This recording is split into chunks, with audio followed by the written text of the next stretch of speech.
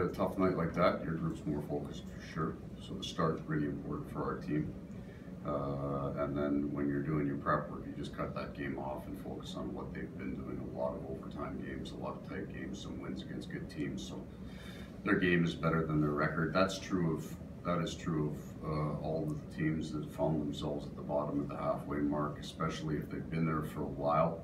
They've kind of got through the grieving period of what looks like their season for them, and then they've become more and more dangerous. You saw last night Arizona beats Nashville, so full-on hard games.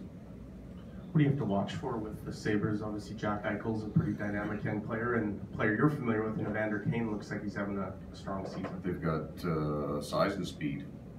Can beat you off the rush, best face-off man in the league, and then they play a focused game defensively, like in terms of what they're trying to do.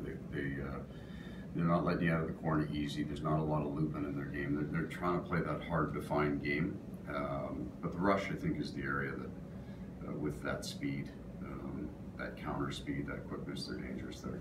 And just one more from me. It seems like you guys have had a lot of times this year where you're playing a team twice in a very short span. You're going to see Buffalo again next week. Do you like those sort of almost back-to-backs?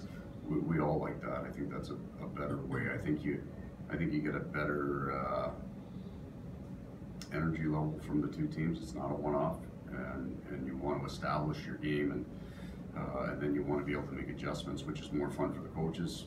It's you're trying to find something that works right there, but you might be able to use for 4 or 5 periods against the team.